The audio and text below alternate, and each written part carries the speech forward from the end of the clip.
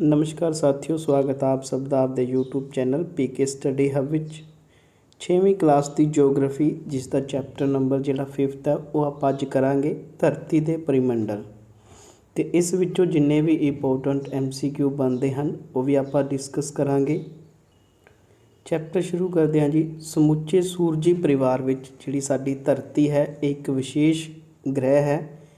ये इक्को ही अजिहा ग्रह है जिथे जिहड़ा जीवन वो संभव हो सकिया है अते जीवन नूं चलाउण लई सहायता मिलती है।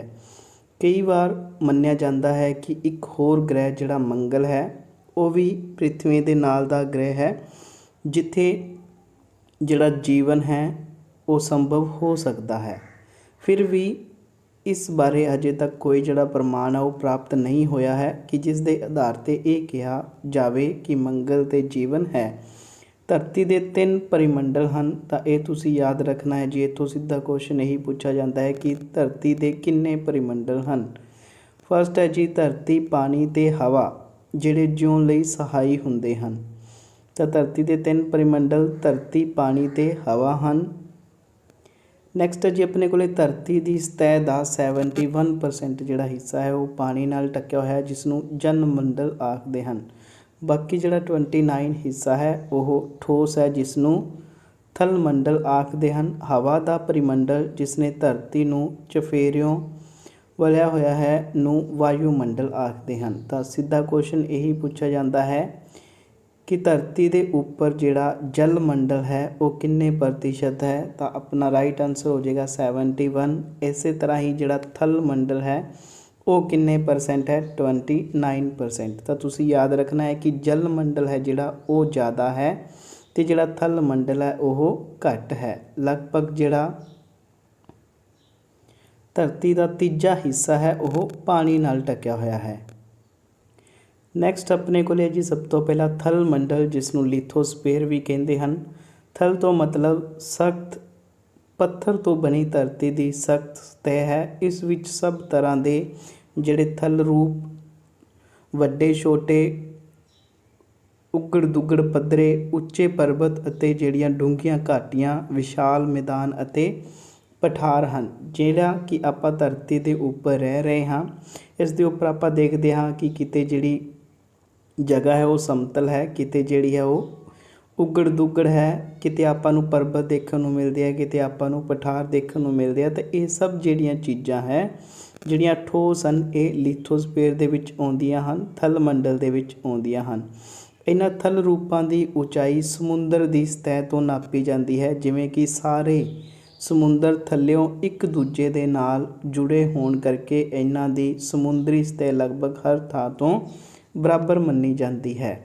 इत्थों तक कि संसार की सब तो उच्ची चोटी माउंट एवरेस्ट क्वेश्चन पूछा जाता है संसार की सब तो उच्ची चोटी किहड़ी है तो माउंट एवरेस्ट है जिसकी हाइट तुहानूं दित्ती गई है।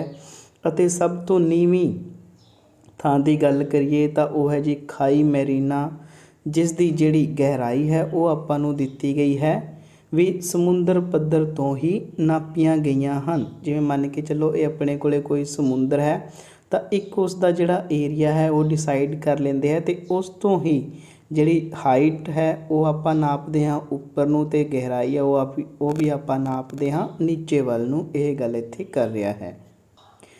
नैक्सट होने आपां गल कीती कि जिहड़ी पृथ्वी है जिहड़ा स्थल मंडल है इसका यह बिल्कुल समतल नहीं है, उगड़ दुगड़ है। तो इस दे उत्ते किन्ने जिहड़े भूरूप हैं वो पाए जाते हैं। ये क्वेश्चन बहुत बार पूछा जाता है कि धरती का जिहड़ा भूरूप है जिहड़ी सतलाकृति है धरती की वो किन्ने रूपां विच वंडी गई है। तो 3 भागां विच इसनूं वंडिया गया है। वो 3 भाग किहड़े-किहड़े हैं अगे देखते हाँ। हाँ जी वो हैं अपने कोले पहाड़, पठार ते मैदान। माउंटेन हो गया जी अपने कोले, प्लेट्यू हो गया ते जिहड़े मैदान है वो हो गया। सब तो पहला आपां जिहड़े पहाड़ है उन्हां दी गल करते हाँ। पहाड़ वो थल रूप हैं जो अपने आले दुआले स्थल तो उच्चे, वखियां तो ढलानदार अते उपरले सिरिਆਂ तो तिकोने हुंदे हैं। ये आम करके धरती के एक लड़ी के रूप विच हुंदे हैं। इसलिए इन्हां दे इकट्ठ नूं पर्वत लड़ी जां पर्वत श्रेणी आखते हैं। संसार दीयां प्रसिद्ध जिहड़ियां पर्वत श्रेणियां ਤੈਅਦਾਰ ਚਟਾਨਾਂ ਦੀਆਂ ਬਣੀਆਂ ਹੋਈਆਂ ਹਨ। ਇਹ ਨਵੇਂ ਬਣੇ ਵਲਨ ਪਰਬਤ ਹਨ। ਪਰਬਤਾਂ ਬਾਰੇ ਆਪਾਂ ਗੱਲ ਕਰ ਲਈ ਕਿ ਜਿਨ੍ਹਾਂ ਦੀ ਜਿਹੜੀ ਢਲਾਨ ਹੈ ਉਹ ਨੁਕੀਲੀ ਹੁੰਦੀ ਹੈ। ਇਸ ਤਰ੍ਹਾਂ ਉਹਨਾਂ ਨੂੰ ਆਪਾਂ ਪਰਬਤ ਦਾ ਜਿਹੜਾ ਨੇਮ ਹੈ ਉਹ ਦੇ ਦਿੰਦੇ ਹਾਂ। ਜਾਂ ਫਿਰ ਜਿਹੜਾ ਨਾਲ ਦਾ ਇਲਾਕਾ ਹੈ ਉਸ ਤੋਂ ਜੇਕਰ ਜਿਹੜੀ ਹਾਈਟ ਹੈ ਉਹ 600 ਮੀਟਰ ਤੋਂ ਉੱਪਰ ਹੋਵੇ ਤਾਂ ਇਸ ਨੂੰ ਆਪਾਂ ਪਰਬਤ ਦਾ ਜਿਹੜਾ ਨੇਮ ਹੈ ਉਹ ਦੇ ਸਕਦੇ ਹਾਂ। ਇਸ ਤੋਂ ਬਾਅਦ ਕੁਝ ਜਿਹੜੀ ਕੰਟਰੀ ਹੈ ਉਹਨਾਂ ਦੇ ਵਿੱਚ ਜਿਹੜੇ ਪਰਬਤ ਲੜੀਆਂ ਹੈ ਉਹਨਾਂ ਦੀ ਗੱਲ ਕਰ ਰਿਹਾ। ਇੱਥੋਂ ਵੀ ਅਕਸਰ ਕੁਐਸਚਨ ਹੈ ਜਿਹੜਾ ਪੁੱਛਿਆ ਜਾਂਦਾ ਹੈ। ਉੱਤਰੀ ਅਮਰੀਕਾ ਦੇ ਵਿੱਚ ਦੇਖੋ ਜੀ ਆਪਾਂ ਨੂੰ ਰੋਕੀ ਪਰਬਤ ਸ਼੍ਰੇਣੀ ਮਿਲਦੀ ਹੈ। ਦੱਖਣੀ ਅਮਰੀਕਾ ਦੇ ਵਿੱਚ ਆਪਾਂ ਨੂੰ ਐਂਡੀਜ਼ ਮਿਲਦੀ ਹੈ। ਏਸ਼ੀਆ ਦੇ ਵਿੱਚ ਆਪਾਂ ਨੂੰ ਹਿਮਾਲਿਆ ਮਿਲਦਾ ਹੈ। ਅਫਰੀਕਾ ਦੇ ਵਿੱਚ ਆਪਾਂ ਨੂੰ ਐਟਲਸ, ਯੂਰਪ ਦੇ ਵਿੱਚ ਆਪਾਂ ਨੂੰ ਐਲਪਸ, ਆਸਟ੍ਰੇਲੀਆ ਵਿੱਚ ਆਪਾਂ ਨੂੰ ਜਿਹੜੀ ਮਹਾਨ ਵਿਭਾਜਨ ਸ਼੍ਰੇਣੀ ਹੈ ਇਹ ਪਰਬਤ ਲੜੀਆਂ ਮਿਲਦੀਆਂ ਹਨ। ਤਾਂ ਇਹ ਤੁਸੀਂ ਯਾਦ ਰੱਖਣਾ ਹੈ ਕਿ ਕਿਹੜੀ ਜਿਹੜੀ ਪਰਬਤ ਸ਼੍ਰੇਣੀ ਹੈ ਕਿਹੜੀ ਕੰਟਰੀ ਦੇ ਵਿੱਚ ਹੈ। ਉਸ ਤੋਂ ਬਾਅਦ ਆਪਾਂ ਗੱਲ ਕਰਦੇ ਹਾਂ ਜੀ ਪਠਾਰ ਦੀ ਜਾਂ ਫਿਰ ਪਲੇਟੂ ਦੀ। ਪਠਾਰ ਆਪਣੇ ਆਲੇ ਦੁਆਲੇ ਦੇ ਖੇਤਰ ਤੋਂ ਇੱਕਦਮ ਉੱਚੇ ਅਤੇ ਪੱਧਰੇ ਸਿਖਰਾਂ ਵਾਲੇ ਭੂ-ਰੂਪ ਹਨ। ਮੇਜ਼ ਵਾਂਗ ਹੋਣ ਕਰਕੇ ਇਹਨਾਂ ਨੂੰ ਜਿਹੜਾ ਟੇਬਲ ਲੈਂਡ ਹੈ ਉਹ ਵੀ ਆਖਦੇ ਹਨ। ਯਾਨੀ ਕਿ ਇਹ ਉੱਪਰ ਤੋਂ ਨੁਕੀਲੇ ਨਹੀਂ ਹੁੰਦੇ, ਉੱਪਰ ਤੋਂ ਆਏ ਬਿਲਕੁਲ ਜਿਹੜੇ ਹੈ ਸਮਤਲ ਹੋਣਗੇ। ਇਹਨਾਂ ਨੂੰ ਆਪਾਂ ਪਠਾਰ ਕਹਿ ਦਿੰਦੇ ਹਾਂ। ਸੰਸਾਰ ਦੀਆਂ ਕੁਝ ਕੁ ਮਹੱਤਵਪੂਰਨ ਪਠਾਰਾਂ ਜਿਵੇਂ ਭਾਰਤ ਦਾ ਦੱਖਣੀ ਪਠਾਰ ਹੋ ਗਿਆ, ਉੱਤਰੀ ਜਿਹੜਾ ਅਮਰੀਕਾ ਹੈ ਉਸ ਦਾ ਐਪਲੇਸ਼ੀਅਨ ਜਿਹੜਾ ਪਠਾਰ ਹੈ ਉਹ ਹੋ ਗਿਆ, ਮੱਧ ਅਫਰੀਕਾ ਦਾ ਪਠਾਰ ਹੋ ਗਿਆ, ਤਿੱਬਤ ਦਾ ਪਠਾਰ ਹੋ ਗਿਆ। ਜੇਕਰ ਸਭ ਤੋਂ ਵੱਧ ਹਾਈਟ ਦੀ ਗੱਲ ਕਰੀਏ ਕਿ ਹਾਈਟ ਦੇ ਉੱਤੇ ਕਿਹੜਾ ਪਠਾਰ ਹੈ ਤਾਂ ਉਹ ਤਿੱਬਤ ਦਾ ਪਠਾਰ ਹੈ। ਇਹ ਵੀ ਤੁਸੀਂ ਯਾਦ ਰੱਖਣਾ। ਨੈਕਸਟ ਗੱਲ ਕਰਦੇ ਹਾਂ ਜੀ ਮੈਦਾਨ ਦੀ। ਮੈਦਾਨ ਧਰਤ ਦੇ ਪੱਧਰੇ ਵਿਸਤਾਰ ਹਨ ਜਿਹੜੇ ਸਮੁੰਦਰ ਤਲ ਤੋਂ ਜ਼ਿਆਦਾ ਉੱਚੇ ਨਹੀਂ ਹੁੰਦੇ। ਵਧੇਰੇ ਕਰਕੇ ਇਹ ਮੈਦਾਨ ਪਹਾੜਾਂ ਤੋਂ ਦਰਿਆਵਾਂ ਦੁਆਰਾ ਲਿਆਂਦੀ ਮਿੱਟੀ ਦੇ ਜਮ੍ਹਾਂ ਹੋਣ ਕਾਰਨ ਬਣੇ ਹਨ।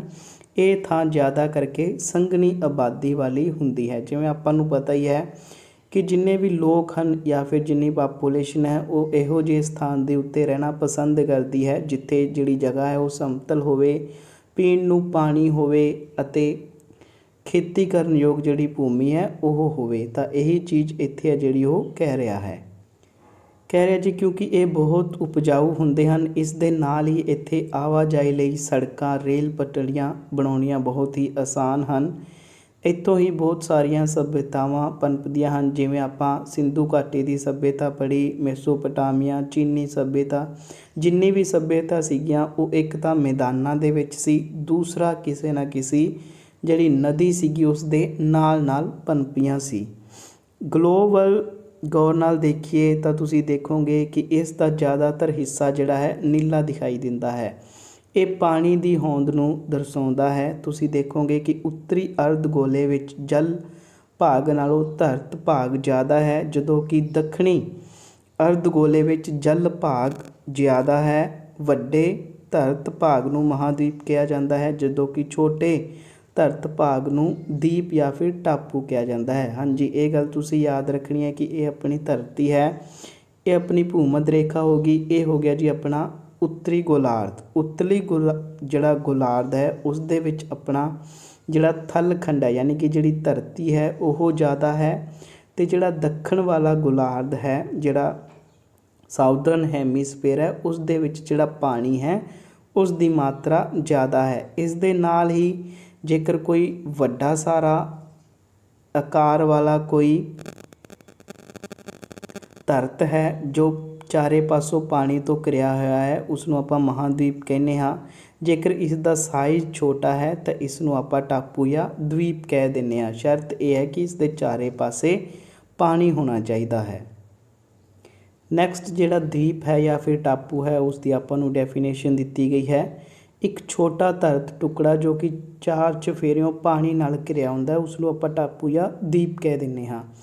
ਭੂਮੱਧ ਰੇਖਾ ਨੂੰ ਸੰਸਾਰ ਦੇ ਨਕਸ਼ੇ 'ਤੇ ਲੱਭੋ। ਭੂਮੱਧ ਰੇਖਾ ਦੇ ਉੱਤਰ ਵਿੱਚ ਏਸ਼ੀਆ, ਯੂਰਪ, ਉੱਤਰੀ ਅਮਰੀਕਾ ਹਨ। ਹਾਂਜੀ, ਇੱਥੋਂ ਵੀ ਕੁਐਸਚਨ ਪੁੱਟ ਅਪ ਕਰ ਸਕਦੇ ਹੈ ਕਿ ਜਿਹੜੀ ਭੂਮੱਧ ਰੇਖਾ ਹੈ ਉਸ ਦੇ ਉੱਤਰ ਵਾਲੀ ਸਾਈਡ ਕਿਹੜੇ ਕਿਹੜੇ ਹਨ। ਤਾਂ ਉੱਤਰ ਵਾਲੀ ਸਾਈਡ ਵਿੱਚ ਏਸ਼ੀਆ, ਯੂਰਪ ਅਤੇ ਉੱਤਰੀ ਅਮਰੀਕਾ ਹਨ। ਏਸ਼ੀਆ ਅਤੇ ਯੂਰਪ ਇੱਕੋ ਹੀ ਧਰਤ ਟੁਕੜੇ ਨਾਲ ਸੰਬੰਧਿਤ ਹਨ। ਇਹ ਸਾਗਰ ਦੁਆਰਾ ਵੱਖਰੇ ਨਹੀਂ ਹੋਏ। ਇਹਨਾਂ ਦੋਨਾਂ ਮਹਾਂਦੀਪਾਂ ਨੂੰ ਜਿਹੜੀ ਯੂਰਾਲ ਪਰਬਤਮਾਲਾ ਹੈ ਉਹ ਅਲੱਗ ਕਰਦੀ ਹੈ। ਕੁਐਸਚਨ ਅਕਸਰ ਹੀ ਪੁੱਛਿਆ ਜਾਂਦਾ ਹੈ ਕਿ ਏਸ਼ੀਆ ਅਤੇ ਯੂਰਪ ਨੂੰ ਕੌਣ ਵੱਖ ਕਰਦਾ ਹੈ, ਜਾਂ ਕਿਹੜੀ ਪਰਬਤਮਾਲਾ ਜਾਂ ਕਿਹੜਾ ਜਿਹੜਾ ਪਰਬਤ ਆ ਉਹ ਦੋਨਾਂ ਨੂੰ ਵੱਖਰਾ ਕਰਦਾ ਹੈ। ਤਾਂ ਜਿਹੜਾ ਯੂਰਾਲ ਪਰਬਤਮਾਲਾ ਹੈ ਉਹ ਇਹਨਾਂ ਦੋਨਾਂ ਨੂੰ ਵੱਖਰਾ ਕਰਦਾ ਹੈ। ਇੱਥੇ ਆਪਣਾ ਏਸ਼ੀਆ ਹੈ, ਇੱਥੇ ਆਪਣਾ ਜਿਹੜਾ ਯੂਰਪ ਹੈ, ਅਤੇ ਦੋਨਾਂ ਦੇ ਵਿਚਾਲੇ ਜਿਹੜੀ ਯੂਰਾਲ ਪਰਬਤਮਾਲਾ ਹੈ ਉਹ ਇਸ ਤਰ੍ਹਾਂ ਹੈ, ਅਤੇ ਇਹ ਦੋਨਾਂ ਨੂੰ ਵੱਖਰਾ ਕਰਦੀ ਹੈ। ਹਾਂਜੀ, ਜੇਕਰ ਯੂਰਪ ਅਤੇ ਏਸ਼ੀਆ ਦੋਨਾਂ ਨੂੰ ਮਿਲਾ ਦਈਏ ਅਤੇ ਦੋਨਾਂ ਨੂੰ ਆਪਾਂ ਯੂਰੇਸ਼ੀਆ ਆਖਦੇ ਹਾਂ। ਤੁਸੀਂ ਕਈ ਵਾਰੀ ਵਰਡ ਸੁਣਿਆ ਹੋਵੇਗਾ ਯੂਰੇਸ਼ੀਆ। ਤਾਂ ਯੂਰਪ ਅਤੇ ਏਸ਼ੀਆ ਦੋਨਾਂ ਨੂੰ ਇਕੱਠਿਆਂ ਨੂੰ ਯੂਰੇਸ਼ੀਆ ਆਖਦੇ ਹਨ। ਪਰੰਤੂ ਇਹਨਾਂ ਦੋਹਾਂ ਮਹਾਂਦੀਪਾਂ ਨੂੰ ਰਾਜਨੀਤਿਕ ਆਦਿ ਹੋਰ ਪੱਖਾਂ ਤੋਂ ਅਲੱਗ-ਅਲੱਗ ਹੀ ਜਾਣਿਆ ਜਾਂਦਾ ਹੈ। ਪਤਾ ਕਰੋ ਕਿ ਭਾਰਤ ਕਿਹੜੇ ਮਹਾਂਦੀਪ ਵਿੱਚ ਹੈ। ਤਾਂ ਭਾਰਤ ਜਿਹੜਾ ਹੈ ਉਹ ਏਸ਼ੀਆ ਮਹਾਂਦੀਪ ਵਿੱਚ ਹੈ। ਇਹ ਵੀ ਕੁਐਸਚਨ ਪੁੱਛਿਆ ਜਾ ਸਕਦਾ ਹੈ। ਨੈਕਸਟ ਆਪਾਂ ਗੱਲ ਕਰਾਂਗੇ ਜੀ ਮਹਾਂਦੀਪ। ਤਾਂ ਸਭ ਤੋਂ ਪਹਿਲਾਂ ਕੁਐਸਚਨ ਇਹੀ ਬਣਦਾ ਹੈ ਕਿ ਕਿੰਨੇ ਮਹਾਂਦੀਪ ਹਨ। ਤਾਂ ਤੁਸੀਂ ਯਾਦ ਰੱਖਣਾ ਹੈ 7 ਆਪਣੇ ਮਹਾਂਦੀਪ ਹਨ। ਸਭ ਤੋਂ ਪਹਿਲਾਂ ਗੱਲ ਕਰਾਂਗੇ ਆਪਾਂ ਏਸ਼ੀਆ। ਜਿਹੜਾ ਏਸ਼ੀਆ ਹੈ ਇਹ ਸਭ ਤੋਂ ਵੱਡਾ ਮਹਾਂਦੀਪ ਹੈ। ਕਰਕ ਰੇਖਾ ਇਸ ਦੇ ਵਿਚਾਲਿਓਂ ਲੰਘਦੀ ਹੈ। ਇਹ ਬਹੁਤਾ ਕਰਕੇ ਉੱਤਰੀ ਅਰਧ ਗੋਲੇ ਵਿੱਚ ਹੀ ਸਥਿਤ ਹੈ। ਇੱਥੋਂ ਕੁਐਸਚਨ ਇਹੀ ਪੁੱਛਿਆ ਜਾਂਦਾ ਹੈ ਕਿ ਸਭ ਤੋਂ ਵੱਡਾ ਮਹਾਂਦੀਪ ਕਿਹੜਾ ਹੈ। ਤੁਹਾਨੂੰ 4 ਆਪਸ਼ਨ ਦੇ ਦੇਣਗੇ ਅਤੇ ਉਸ ਦੇ ਵਿੱਚੋਂ ਤੁਸੀਂ ਜਿਹੜਾ ਸਹੀ ਹੈ ਉਹ ਟਿਕ ਕਰਨਾ ਹੈ। ਅਤੇ ਦੂਸਰਾ ਇਹ ਵੀ ਪੁੱਛ ਸਕਦਾ ਹੈ ਕਿ ਏਸ਼ੀਆ ਦੀਪ ਹੈ ਉਸ ਦੇ ਵਿੱਚੋਂ ਕਿਹੜੀ ਰੇਖਾ ਹੈ ਜਿਹੜੀ ਉਹ ਲੰਘਦੀ ਹੈ, ਕਿਹੜੀ ਰੇਖਾ ਜਿਹੜੀ ਉਹ ਪਾਸ ਕਰਦੀ ਹੈ। ਦੂਸਰੇ ਨੰਬਰ 'ਤੇ ਗੱਲ ਕਰੀਏ ਤਾਂ ਆਪਣੇ ਕੋਲ ਅਫਰੀਕਾ ਹੈ ਅਤੇ ਦੱਖਣੀ ਅਮਰੀਕਾ। ਦੱਖਣੀ ਅਤੇ ਉੱਤਰੀ ਦੋਹਾਂ ਅਰਧ ਗੋਲਿਆਂ ਵਿੱਚ ਸਥਿਤ ਹਨ। ਅਫਰੀਕਾ ਸੰਸਾਰ ਦਾ ਦੂਸਰੇ ਨੰਬਰ ਦਾ ਵੱਡਾ ਮਹਾਂਦੀਪ ਹੈ। ਇਹ ਮਹਾਂਦੀਪ ਯੂਰਪ ਨਾਲੋਂ ਰੋਮ ਸਾਗਰ ਦੁਆਰਾ ਅਤੇ ਏਸ਼ੀਆ ਨਾਲੋਂ ਲਾਲ ਸਾਗਰ ਦੁਆਰਾ ਅਲੱਗ ਹੁੰਦਾ ਹੈ। ਇਹ ਗੱਲ ਤੁਸੀਂ ਯਾਦ ਰੱਖਣੀ ਹੈ ਜੀ ਕਿ ਜਿਹੜਾ ਅਫਰੀਕਾ ਹੈ ਇਹ ਦੂਸਰੇ ਨੰਬਰ ਦਾ ਵੱਡਾ ਮਹਾਂਦੀਪ ਹੈ। ਇਹ ਯੂਰਪ ਨਾਲੋਂ ਜਿਹੜਾ ਰੋਮ ਸਾਗਰ ਹੈ ਉਸ ਦੇ ਦੁਆਰਾ ਅਲੱਗ ਹੁੰਦਾ ਹੈ, ਅਤੇ ਏਸ਼ੀਆ ਨਾਲੋਂ ਲਾਲ ਸਾਗਰ ਦੁਆਰਾ ਅਲੱਗ ਹੁੰਦਾ ਹੈ। ਅਫਰੀਕਾ ਇੱਕ ਅਜਿਹਾ ਮਹਾਂਦੀਪ ਹੈ ਜਿਸ ਦੇ ਅੱਧ ਵਿਚਕਾਰੋਂ ਭੂਮੱਧ ਰੇਖਾ ਲੰਘਦੀ ਹੈ। ਤਾਂ ਤੁਸੀਂ ਇਹ ਵੀ ਯਾਦ ਰੱਖਣਾ ਹੈ ਕਿ ਭੂਮੱਧ ਰੇਖਾ ਜਿਹੜੀ ਹੈ ਉਹ ਅੱਧ ਵਿਚਾਲੋਂ ਕਿਸ ਮਹਾਂਦੀਪ ਦੇ ਵਿੱਚੋਂ ਲੰਘਦੀ ਹੈ। ਤਾਂ ਉਹ ਲੰਘਦੀ ਹੈ ਅਫਰੀਕਾ ਮਹਾਂਦੀਪ ਦੇ ਵਿੱਚੋਂ। ਇਸ ਦੇ ਨਾਲ ਨਾਲ ਤੁਸੀਂ ਇਹ ਵੀ ਯਾਦ ਰੱਖਣਾ ਹੈ ਕਿ ਅਫਰੀਕਾ ਇੱਕ ਇਹੋ ਜਿਹਾ ਮਹਾਂਦੀਪ ਹੈ ਜਿਸ ਦੇ ਵਿੱਚੋਂ ਤਿੰਨੇ ਰੇਖਾਵਾਂ ਭੂਮੱਧ ਰੇਖਾ, ਕਰਕ ਰੇਖਾ ਅਤੇ ਮੱਕਰ ਰੇਖਾ ਤਿੰਨੋਂ ਹੀ ਪਾਸ ਕਰਦੀਆਂ ਹਨ। ਇਹ ਕੁਐਸਚਨ ਵੀ ਕਾਫੀ ਵਾਰ ਪੁੱਛਿਆ ਜਾਂਦਾ ਹੈ। ਨੈਕਸਟ ਹੈ ਜੀ ਉੱਤਰੀ ਅਮਰੀਕਾ। ਉੱਤਰੀ ਅਰਧ ਗੋਲੇ ਵਿੱਚ ਸਥਿਤ ਹੈ ਇਹ, ਅਤੇ ਬੈਰਿੰਗ ਸਟ੍ਰੇਟ ਉੱਤਰੀ ਅਮਰੀਕਾ ਨੂੰ ਏਸ਼ੀਆ ਨਾਲੋਂ ਵੱਖ ਕਰਦੀ ਹੈ। ਤਾਂ ਇਹ ਜਿੰਨੀਆਂ ਵੀ ਚੀਜ਼ਾਂ ਦਿੱਤੀਆਂ ਗਈਆਂ ਹਨ ਕਿ ਕਿਹੜਾ ਪਰਬਤ ਉਸ ਨੂੰ ਕਿਹੜੀ ਕੰਟਰੀ ਨਾਲੋਂ ਵੱਖ ਕਰਦਾ ਹੈ, ਜਾਂ ਫਿਰ ਸਮੁੰਦਰ ਦਾ ਕਿਹੜਾ ਏਰੀਆ ਉਸ ਨੂੰ ਕਿਹੜੀ ਕੰਟਰੀ ਨਾਲੋਂ ਵੱਖ ਕਰਦਾ ਹੈ, ਇਹ ਕੁਐਸਚਨ ਅਕਸਰ ਪੁੱਛੇ ਜਾਂਦੇ ਹਨ। ਤਾਂ ਜਿਹੜਾ ਬੈਰਿੰਗ ਸਟ੍ਰੇਟ ਹੈ ਉਹ ਉੱਤਰੀ ਅਮਰੀਕਾ ਨੂੰ ਏਸ਼ੀਆ ਤੋਂ ਵੱਖ ਕਰਦਾ ਹੈ। ਇਸ ਵਿੱਚ ਸੰਸਾਰ ਦੇ ਦੂਸਰੇ ਨੰਬਰ ਅਤੇ ਚੌਥੇ ਨੰਬਰ 'ਤੇ ਵੱਡੇ ਹੋਣ ਵਾਲੇ ਦੇਸ਼ ਕੈਨੇਡਾ ਅਤੇ USA ਸ਼ਾਮਿਲ ਹਨ। ਹਾਂਜੀ, ਇਹ ਆਪਾਂ ਜਦੋਂ ਅੱਗੇ ਕਰਾਂਗੇ ਅਤੇ ਜਿਹੜੇ ਦੇਸ਼ ਹੈ ਉਹ ਵੀ ਆਪਾਂ ਪੜ੍ਹ ਲਾਂਗੇ ਕਿ ਸਭ ਤੋਂ ਵੱਡਾ ਜਿਹੜਾ ਦੇਸ਼ ਹੈ ਉਹ ਕਿਹੜਾ ਹੈ, ਫਿਰ ਦੂਸਰੇ ਨੰਬਰ 'ਤੇ ਕਿਹੜਾ ਹੈ। ਇਸ ਤਰ੍ਹਾਂ ਜਿਹੜਾ ਇੰਡੀਆ ਹੈ ਉਹ 7ਵੇਂ ਨੰਬਰ 'ਤੇ ਹੈ। ਨੈਕਸਟ ਗੱਲ ਕਰਦੇ ਹਾਂ ਜੀ ਦੱਖਣੀ ਅਮਰੀਕਾ ਦੀ। ਦੱਖਣੀ ਅਰਧ ਗੋਲੇ ਵਿੱਚ ਇਹ ਸਥਿਤ ਹੈ। ਇਹ ਲਗਭਗ ਸਾਰਾ ਮਹਾਸਾਗਰ ਦੁਆਰਾ ਘਿਰਿਆ ਹੋਇਆ ਹੈ, ਸਿਵਾਏ ਉੱਤਰ ਵਿੱਚ ਜਿੱਧਰੋਂ ਪਨਾਮਾ ਜਲ ਮਾਰਗ ਦੁਆਰਾ ਉੱਤਰੀ ਅਮਰੀਕਾ ਨਾਲ ਜੁੜਿਆ ਹੋਇਆ ਹੈ। ਤਾਂ ਇਹ ਵੀ ਕੁਐਸਚਨ ਪੁੱਛਿਆ ਜਾਂਦਾ ਹੈ ਕਿ ਉੱਤਰੀ ਅਮਰੀਕਾ ਅਤੇ ਦੱਖਣੀ ਅਮਰੀਕਾ ਦੇ ਵਿੱਚ ਜਾਂ ਦੋਨਾਂ ਨੂੰ ਵੱਖ ਕੌਣ ਕਰਦਾ ਹੈ। ਤਾਂ ਜਿਹੜਾ ਪਨਾਮਾ ਜਲ ਮਾਰਗ ਹੈ ਇਹ ਦੋਨਾਂ ਨੂੰ ਵੱਖ ਕਰਦਾ ਹੈ। ਜਿਵੇਂ ਇੱਥੇ ਆਪਣਾ ਉੱਤਰੀ ਅਮਰੀਕਾ ਹੈ, ਇੱਥੇ ਆਪਣਾ ਦੱਖਣੀ ਅਮਰੀਕਾ ਹੈ, ਤਾਂ ਇੱਥੇ ਜਿਹੜੀ ਪਨਾਮਾ ਜਲ ਮਾਰਗ ਹੈ ਇਹ ਬਣਿਆ ਹੋਇਆ ਹੈ। ਨੈਕਸਟ ਹੈ ਜੀ ਆਪਣੇ ਕੋਲ ਦੱਖਣੀ ਧਰੁਵ, ਜਿਸ ਨੂੰ ਅੰਟਾਰਕਟਿਕ ਮਹਾਂਦੀਪ ਵੀ ਆਖਿਆ ਜਾਂਦਾ ਹੈ, ਨਾਲ ਘਿਰਿਆ ਹੋਇਆ ਹੈ। ਇਹ ਸਾਰਾ ਬਰਫ਼ ਨਾਲ ਢੱਕਿਆ ਹੋਇਆ, ਇਸ ਕਰਕੇ ਇਸ ਨੂੰ ਚਿੱਟਾ ਮਹਾਂਦੀਪ ਵੀ ਆਖਿਆ ਜਾਂਦਾ ਹੈ। ਵਿਪਰੀਤ ਜਲਵਾਯੂ ਹਾਲਾਤ ਹੋਣ ਕਰਕੇ ਇਸ ਮਹਾਂਦੀਪ 'ਤੇ ਜਿਹੜਾ ਜੀਵਨ ਆ ਉਹ ਸੰਭਵ ਨਹੀਂ ਹੈ। ਅਕਸਰ ਹੀ ਕੁਐਸਚਨ ਪੁੱਛਿਆ ਜਾਂਦਾ ਹੈ ਕਿ ਅੰਟਾਰਕਟਿਕ ਮਹਾਂਦੀਪ ਨੂੰ ਹੋਰ ਕੀ ਕਿਹਾ ਜਾਂਦਾ ਹੈ। ਜਾਂ ਫਿਰ ਚਿੱਟਾ ਮਹਾਂਦੀਪ ਕਿਸ ਨੂੰ ਕਿਹਾ ਜਾਂਦਾ ਹੈ? ਤਾਂ ਇਹ ਵੀ ਤੁਸੀਂ ਯਾਦ ਰੱਖਣਾ ਕਿ ਜਿਹੜਾ ਅੰਟਾਰਕਟਿਕ ਮਹਾਂਦੀਪ ਹੈ ਇਸ ਨੂੰ ਚਿੱਟਾ ਜਿਹੜਾ ਮਹਾਂਦੀਪ ਹੈ ਉਹ ਆਖਿਆ ਜਾਂਦਾ ਹੈ। ਨੈਕਸਟ ਹੈ ਜੀ ਆਪਣੇ ਕੋਲੇ ਯੂਰਪ। ਭਾਵੇਂ ਛੋਟਾ ਮਹਾਂਦੀਪ ਹੈ ਪਰ ਇਸ ਵਿੱਚ ਬਹੁਤ ਜਿਹੜੇ ਦੇਸ਼ ਹਨ ਉਹ ਸ਼ਾਮਿਲ ਹਨ। ਇਹਨਾਂ ਵਿੱਚ ਰੂਸ ਵਰਗੇ ਸਭ ਤੋਂ ਵੱਡੇ ਦੇਸ਼ ਅਤੇ ਵੈਟੀਕਨ ਸਿਟੀ ਜੋ ਕਿ ਸੰਸਾਰ ਦਾ ਸਭ ਤੋਂ ਛੋਟਾ ਦੇਸ਼ ਹੈ। ਇੱਥੇ ਤੁਹਾਨੂੰ 2 ਕੁਐਸਚਨ ਹੈ ਜਿਹੜੇ ਉਹ ਦੱਸੇ ਗਏ ਹਨ ਕਿ ਸਭ ਤੋਂ ਵੱਡਾ ਜਿਹੜਾ ਦੇਸ਼ ਹੈ ਉਹ ਕਿਹੜਾ ਹੈ? ਤਾਂ ਰੂਸ ਹੈ। ਸਭ ਤੋਂ ਛੋਟਾ ਜਿਹੜਾ ਦੇਸ਼ ਹੈ ਉਹ ਕਿਹੜਾ ਹੈ? ਤਾਂ ਵੈਟੀਕਨ ਸਿਟੀ ਹੈ, ਸ਼ਾਮਿਲ ਹੈ। ਯੂਰਪ ਹੀ ਇੱਕ ਐਸਾ ਮਹਾਂਦੀਪ ਹੈ ਜੋ ਸੰਘਣੀ ਵਸੋਂ ਵਾਲਾ ਹੋਣ ਦੇ ਨਾਲ ਨਾਲ ਵਿਕਸਿਤ ਵੀ ਹੈ, ਯਾਨੀ ਕਿ ਇੱਥੇ ਸਭ ਤੋਂ ਜ਼ਿਆਦਾ ਲੋਕ ਵੀ ਰਹਿੰਦੇ ਹਨ। ਇਸ ਦੇ ਨਾਲ ਨਾਲ ਇੱਥੋਂ ਦੇ ਜਿੰਨੇ ਵੀ ਕੰਟਰੀ ਹਨ, ਜਿੰਨੇ ਵੀ ਦੇਸ਼ ਹਨ ਉਹ ਸਾਰੇ ਵਿਕਸਿਤ ਹਨ, ਯਾਨੀ ਕਿ ਟੈਕਨੋਲੋਜੀ ਉਹਨਾਂ ਕੋਲ ਬਹੁਤ ਜ਼ਿਆਦਾ ਹੈ। ਇਹ ਆਪਾਂ ਜਿੰਨੇ ਵੀ ਮਹਾਂਦੀਪ ਪੜ੍ਹੇ ਉਸ ਦਾ ਮੈਪ ਹੈ ਜੀ। ਤਾਂ ਏਸ਼ੀਆ ਆਪਾਂ ਦੇਖ ਸਕਦੇ ਹਾਂ ਇੱਥੇ ਹੈ, ਅਤੇ ਏਸ਼ੀਆ ਦੇ ਵਿੱਚ ਜਿਹੜਾ ਇੰਡੀਆ ਉਹ ਪਾਇਆ ਜਾਂਦਾ ਹੈ। ਉਸ ਤੋਂ ਬਾਅਦ ਜਿਹੜਾ ਹੈ ਉੱਤਰੀ ਅਮਰੀਕਾ ਹੈ, ਦੱਖਣੀ ਅਮਰੀਕਾ ਹੈ, ਅਫਰੀਕਾ ਹੈ, ਯੂਰਪ ਹੈ ਅਤੇ ਅੰਟਾਰਕਟਿਕ ਹੈ। ਇਸ ਤਰ੍ਹਾਂ ਆਪਣੇ 7 ਜਿਹੜੇ ਮਹਾਂਦੀਪ ਉਹ ਹਨ, ਅਤੇ ਸਭ ਤੋਂ ਜਿਹੜਾ ਛੋਟਾ ਹੈ ਉਹ ਆਸਟ੍ਰੇਲੀਆ ਹੈ। ਤਾਂ ਇਸ ਦੇ ਵਿੱਚ ਜਿਹੜੀਆਂ ਪ੍ਰਮੁੱਖ ਪਰਬਤ ਸ਼੍ਰੰਖਲਾਵਾਂ ਹਨ ਉਹ ਵੀ ਦਿੱਤੀਆਂ ਗਈਆਂ ਹਨ, ਜਿਵੇਂ ਰੌਕੀ ਹੋ ਗਿਆ, ਐਂਡੀਜ਼ ਹੋ ਗਿਆ। ਇਸ ਦੇ ਨਾਲ ਨਾਲ ਇਸ ਦੇ ਵਿੱਚ ਜਿਹੜੇ ਮਹਾਸਾਗਰ ਹਨ ਉਹ ਵੀ ਦਿੱਤੇ ਗਏ ਹਨ, ਜੋ ਕਿ ਆਪਾਂ ਨੈਕਸਟ ਜਿਹੜੀ ਵੀਡੀਓ ਉਸ ਦੇ ਵਿੱਚ ਗੱਲ ਕਰਾਂਗੇ ਕਿ ਕਿਹੜੇ ਕਿਹੜੇ ਆਪਣੇ ਮਹਾਸਾਗਰ ਹਨ। ਨੈਕਸਟ ਹੈ ਜੀ ਆਪਣੇ ਕੋਲੇ ਆਸਟ੍ਰੇਲੀਆ, ਜਿਹੜਾ ਕਿ ਸਭ ਤੋਂ ਛੋਟਾ ਮਹਾਂਦੀਪ ਹੈ। ਤਾਂ ਇਸ ਨੂੰ ਟਾਪੂ ਮਹਾਂਦੀਪ ਵੀ ਆਖਿਆ ਜਾਂਦਾ ਹੈ। ਇਸ ਦੇ ਚਾਰੇ ਪਾਸੇ ਜਿਹੜਾ ਪਾਣੀ ਹੈ ਉਹ ਹੈ ਅਤੇ ਪਾਣੀ ਨਾਲ ਘਿਰਿਆ ਹੋਇਆ ਹੈ। ਹਾਂਜੀ, ਇਹ ਕੁਐਸਚਨ ਵੀ ਕਾਫੀ ਵਾਰ ਪੁੱਛਿਆ ਜਾਂਦਾ ਹੈ ਕਿ ਜਿਹੜਾ ਅੰਟਾਰਕਟਿਕਾ ਹੈ ਉਸ ਦੇ ਵਿੱਚ ਆਪਣਾ ਇੱਕ ਖੋਜ ਕੇਂਦਰ ਹੈ ਜਿਸ ਨੂੰ ਮੈਤਰੀ ਦੇ ਨਾਂ ਨਾਲ ਜਾਣਿਆ ਜਾਂਦਾ ਹੈ। ਇਸ ਤੋਂ ਬਾਅਦ ਜੀ ਆਪਣੇ ਕੋਲੇ ਜਲ ਮੰਡਲ ਜਾਂ ਹਾਈਡਰੋਸਫੀਅਰ, ਜਿਹੜਾ ਕਿ ਆਪਾਂ ਨੈਕਸਟ ਵੀਡੀਓ ਦੇ ਵਿੱਚ ਕਰਾਂਗੇ। ਤਾਂ ਬਣੇ ਰਹੋ ਆਪਣੇ YouTube ਚੈਨਲ PK ਸਟੱਡੀ ਹੱਬ ਨਾਲ। ਧੰਨਵਾਦ।